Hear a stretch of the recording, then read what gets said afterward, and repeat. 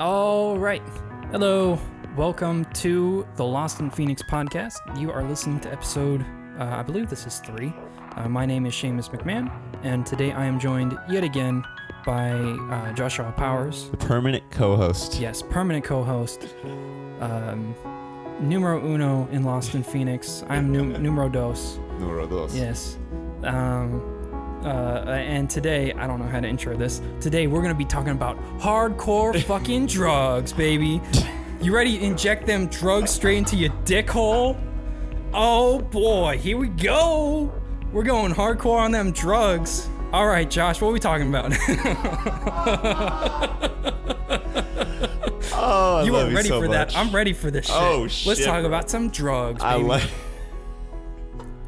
You want to talk about that cocaine? Let's talk about that cocaine. We need some weed up in this bitch.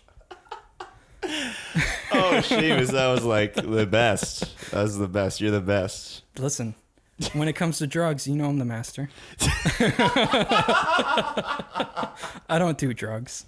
Let's be honest. Oh my I don't God. do drugs. The master, though, dude. I mean, you said that so convincing. Mm-hmm. So yeah, man. Let's start off with psychedelics. What are your thoughts on like mushrooms, acid, mescaline? Do you think that they're good and should be legal for spiritual enlightenment purposes? That's a very deep question, my friend. Yes and yes. Yes and yes. Good. I feel like a lot of where the problem stems is, I'm gonna just jump right in for this war on drugs that we have had since the 80s. Thank you, Reagan. And Nancy. Oh God. Fuck you, Nancy. I know drugs. But it's a very racial issue. And it has been for it's quite some time. For a very long time. It's been a very rough racial issue dealing with the war on drugs. But the emphasis hasn't been put on psychedelics. They were just lumped in because people were like, oh, well, it's drugs. We're just going to throw them in there too. So I think like... They make you question the current paradigm. And exactly. They make you see shit. They saw what happened in the late 60s. They're like, we got to put the kibosh on that, man. These fuckers are going to have a revolution if we let this hippie shit continue. We got to stop this. Yeah. So I don't think mushrooms or like psychedelics are really all that bad. I think you can get hooked on them because you could definitely, they're not without tons of danger if used improperly. Yeah. I've heard of people that have like gone insane because of like acid use, which supposedly acid puts holes in your brain. Or is that acid or LSD, something? One of them does it. I've been told that my father, who grew up during the hippie era, actually had a very bad trip. Like really? he and my other uncle did acid numerous times, as did most people who grew up in California in the 60s. And he's told me this numerous times that my dad actually like had a bad trip that fucked him up for a long time. And so it's not without danger. Oh, definitely. I don't completely I just don't even condone doing it unless you're in a cool environment. Right. It's all about the environment with cool people and the right dose. Right.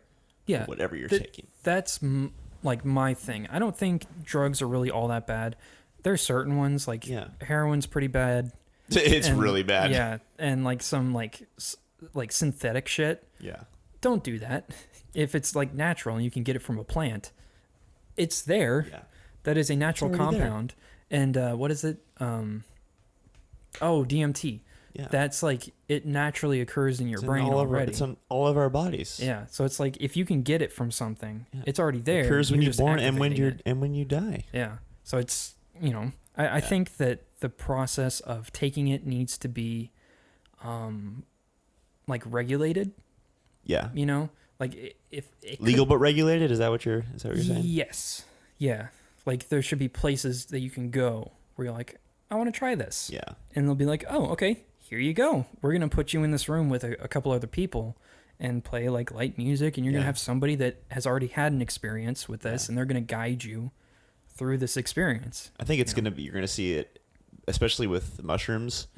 and MDMA, you're going to see it be a game changer for like soldiers coming back with PTSD issues, which is already kind of, I'm hearing studies where it's really helping with depression. Yeah.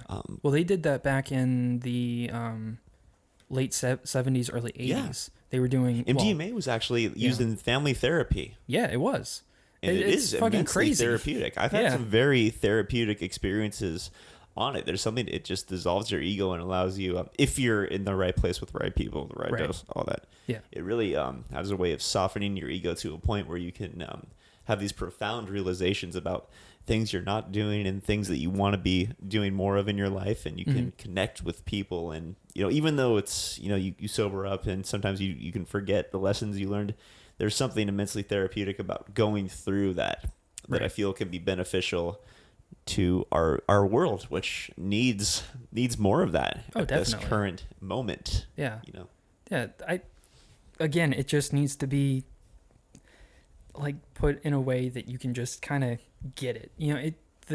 The barrier to entry needs to be lowered. Yeah. Because it costs a lot. You have to find somebody that has it, and it's unreliable if you're getting something that can kill you. And you're seeing that a lot with people buying heroin that's cut with fentanyl, right?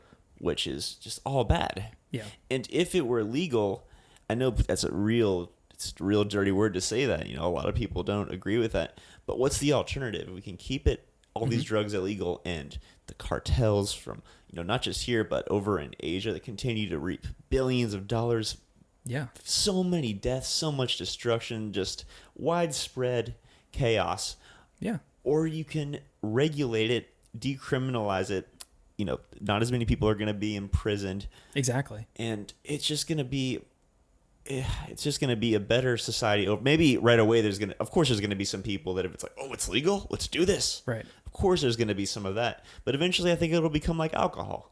You can go to the grocery, if you need to go to the grocery store, just because there's a whole bunch of booze, every time you go there, you're not like, oh my God, I can get really fucked up. Yeah. Why did I buy all this booze? Oh my God. It's like, maybe there's some people that do that. And there's probably going to be some people that would do that if you made, cocaine or ecstasy legal. Yeah. But what's the alternative? We just keep going the way we're going.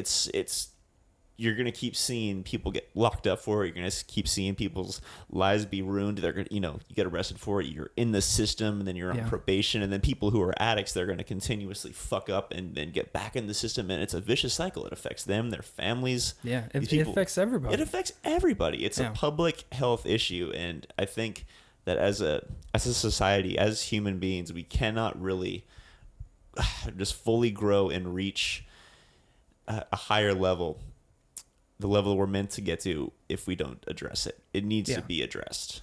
Oh, definitely. And you're seeing all the benefits with marijuana in California and weed in Colorado, and all the, obviously it's medical almost everywhere now. I mean, you're not seeing. Yeah, there's 3 states that it's not medical. And it's like Nebraska, like Bible Belt states. Yeah. I think Alabama, Nebraska, and Idaho. And in a way, it's 3 states where it's not medical. It's almost like the perfect thing to have, this union of all these states. You can kind of use each state as like a testing ground. Yeah. To see what happens. And of course, I remember when I was 11 in California, I did a book report on when medical marijuana first became legal. I was 11 years old, and I remember reading that article, and I was like, that's interesting. I'm going to do that for like my report, current events report, I think it was. Oh, okay. And so that was like the first time it was ever even. Now it's real taboo back then, but now look at it. Yeah, it's like it worked there, and now it's working everywhere. There's so many benefits to it. I don't smoke it now, but I'm fully supportive of all the benefits. Right. Yeah, it's a huge industry. It is. I mean, with the legalization of it in in Colorado for recreational use, they've seen people not seek it out as much. Absolutely. Like the want for it has dropped because it has become widely available. Yeah. So people aren't trying to get it as much anymore because they can get it pretty easily, which is cutting down on the police force and the arrests, I guess. Absolutely. And you're getting a better, cleaner product. Yeah. And what's the answer to bathtub gin?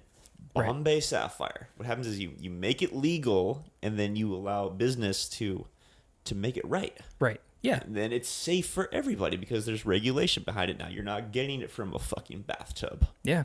Yeah. I mean, you're pretty much right. Yeah. Yeah. Instead of growing it in your backyard, you have a company, like owned by somebody in your community that is growing it in a safe environment where they control everything. Yeah, absolutely. Yeah. I remember, when I started, the first time I tried it, I was 12 years old. Very, very young. Mm-hmm. And we would just smoke whatever. Right. I mean, we would get it from God knows where it came from. I probably on many occasions had something in there that probably shouldn't have been there, whether if it was not like other like laced with or anything, but I mean probably pesticides or other, chemicals that were probably pretty nasty. Right. And that would never have happened if, the people I was buying it from could have just gone to the liquor store and got it for me. Yeah, pretty much. Like with booze. Yeah. I mean, that's like the problem with Florida weed is people spray it with shit tons of pesticides if they're like growing it in their backyard. Oh, I can imagine. It's terrible. Bug problem here is off the charts. Yeah, it's terrible. There's a lot of my friends in college a couple of years ago, they knew somebody who was buying it off of the dark web. Oh, okay. And on the dark web, it's a lot more regulated than it is in real life. Oh, really? Yeah, because just like Amazon, if you're going to buy a product off of Amazon the reviews that has a rating system and people have rated it, that's going to be a pretty good product. Yeah. And these companies, these people that are putting their drugs on this website want you to buy it, so they're going to make sure it's really good. Yeah. So insane that people do that. It's like... It's crazy. And then you would buy it and give insanity. It to them, and it would be really fucking good. Yes, I mean, I don't know. I currently, at this time in my life, don't use any drugs. Right. I've tried them in the past, and I've learned some very valuable lessons from all the different ones that I've tried. Mm-hmm. There's really so much to be gained. It's more so from psychedelics, like more so from mushrooms. I feel like every time I've ever done mushrooms, I've never had a bad trip. I've always done like relatively low dose, the perfect dose. I had somebody right off the bat who was very knowledgeable and told me this is how much you should take, and it was perfect. I had every experience was very it was life altering. I was really young when I took it, but it was hugely beneficial to my growth as a human being. That's good. Allowing me to see things from different angles. That's awesome. Different lights, if you will. But how about you, man? What's your take on drugs these days? Do you think you'll ever experiment like with MDMA or any of the drugs you were talking about? I mean, at one point I was like, yeah, I'm going to try all of them. Oh, really? Yeah. Was that recently or? Like a couple of years ago when I knew people that I could get it from or could ask them to get it from the guy that they knew. But I didn't because I was just like, I don't know. It doesn't seem safe to me at the moment. Unless they were going to do it at the same time. Yeah. And we were going to be in a safe environment. And at that time, it definitely wasn't. Yeah. Because we were on a college campus. And it's like, all right, I know what I'm like on weed, and I'm very nervous already.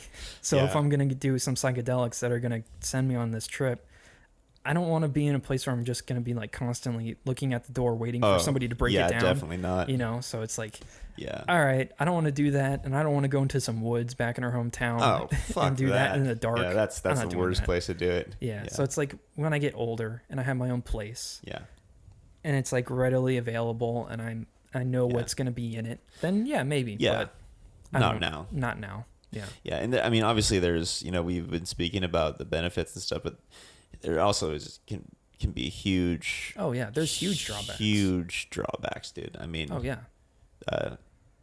There's definitely been times where I've done drugs more frequently, and I thought it was really helping my creativity. That was my whole thing. It was like, I'm doing this, and it's I'm producing so much music, and I'm just feeling like very artistically active, and then it kind of stops working and it sends you in the other direction. Yeah, you get that depression spiral where it's like, this used to work, now it's not. Why is it not working? Spiral, it's just you need it in order to be creative, which is awful. Now that I've not been doing it for a long time, I am significantly more creative than I ever was, and it's great. It's a wonderful thing. Oh, definitely. But yeah, I mean, that's just one of the loopholes and drawbacks and pitfalls of it, if you will. But, yeah, definitely. Yeah, so it can go either way. Yeah, I guess. Yeah, it can definitely go either way. Because I mean, you look at people that have been doing cocaine for years, and they have, very noticeably larger noses, and like their features. That's look not a what little you bit want to dragged, do. I actually don't recommend that anybody ever do that. It's really it's more. You know what cocaine is like? It's like constantly doing chores. Okay, so like if you wake up in the morning at like 10 a.m. and you have a cocaine habit, so you do some cocaine like right when you wake up. Right. 20 minutes later, guess what? You need more cocaine, and your tolerance is sky high. So, if you go out and do something, you maybe go run an errand. You're like out when you're on the errand. You're like, oh fuck, I think I need some of that right now. Right. So it's like it becomes like the biggest burden, and it's not like doing mushrooms or MDMA where you can just, do it one time and then feel like for hours you're getting these good experiences. Cocaine is just like it's fucking garbage. It's a trash ass drug. I can't believe that it still even exists. It's a party drug. But yeah, man. it's I can see why. It gives you that little euphoria. It makes you feel like really super chatty, but not in a good way. You're not really saying anything of substance. You're just fucking. It really makes you egotistical. That's what it does. Yeah, it seems like it from everything that I've seen in the media. Of course, if you watch like Narcos, which is a great TV show, absolutely love the first 2 seasons of it. Yeah. Their portrayal of it, I'm not entirely sure if it's quite true. But I've seen people on it where it's very clearly that they were on it. I didn't see them do it. Yeah. But it's very clear that they were high on cocaine. It's like, all right, dude, calm down. Calm the fuck down. Jeez. All right. I know you're not this crazy normally. Just calm down. You're fine. Yeah. But I don't know. I don't have a lot of experiences. It's just that's weed. Good. There was one time where I could have done acid. I think they were doing acid, and the only reason I didn't go was because I had to pay my rent. Oh man! I had to drive to Orlando to pay rent, and they were doing it. I remember you telling me this. Yeah, and they were doing it that night, and we got home like right before they did it, and I was gonna go over there, and I was like, you know what? No. Oh, it's so good that you didn't go. Yeah. It's the stories that they have told me are fantastic. Like if I had just gone over and not done it and just watched everything happen. Oh yeah. Oh my God. One of my friends got locked in the bathroom because he's like, I got to go to the bathroom. He just had to pee. And he couldn't, he went pee, washed his hands, went to open the door, and the door wouldn't open. Stuck in the fucking void. And so the one dude he was just smoking weed while they were sitting there high on acid. He was like picking the lock on the door. Picking the lock? Yeah, and ended up breaking the lock on the door, but it opened, and my friend got out. I thought you were going to say, did it open up? No, it opened. Shit, dude. Yeah, it was such a great story that I wish I'd been there to witness. Oh, man. But it's probably better that you didn't do the acid, though. Yeah. I think of all the psychedelics, that's probably the one that is the least beneficial. Mostly because this funny thing happens where you go on this emotional spiral where every like 5 or 10 minutes, and sometimes even more frequently, you're like really happy, but then 5 minutes later you're really sad. And 5 minutes later you start to have anxiety. So like, so like real life, because that's what happens to me. No. Like all the time. Okay, so that could definitely happen in real life. Yeah. But this is like imagine super crazy. Imagine that, but you're super high. Right. Nothing's normal. You've never. It's not. I mean, I'm sure that I have very minimal experience with it, so I couldn't say conclusively whether I'm sure people have great times on it. Right. I'm not entirely sure. Yeah. They were like, it was good. There was some dark times, but it was pretty good. Yeah, dude, that's the thing. And I was like, there is dark times with it. Yeah. Which on mushrooms, there does, if you get the right amount, it doesn't seem to be the case, which is nice. Yeah, that's good. Yeah. Yeah. All right, so I think that's good, Seamus. I think we can just leave this one and maybe at some point do a part 2. Oh, definitely. Yeah, maybe a lot of content. Yeah. Maybe put some more research into it, because it's definitely a very deep issue. Absolutely. That so much we could dive into. Yeah. Maybe later on when we have more people to get their opinions on it. Absolutely. Maybe share some knowledge. Share some knowledge. Learning, is it knowledge or knowledge, Seamus? knowledge. How come it's spelled with a K then? K is silent. Just kidding. Because the English language is bullshit. It's like knife. Right. There's a K in the fucking knife. Yes, exactly. Get rid of that K. Well, how do you spell night? And do you mean like day and night, or like knight in shining armor night? Those are the things. We're not on drugs and we're having that conversation. That's a drug conversation right there. Oh god. But anyway, thank you guys for listening. We appreciate you. Yeah. So just like Josh said, thank you for listening. Yes. Really do appreciate it if you are listening. Yes. This has been episode 3, where we talked about fucking drugs. Drugs, baby.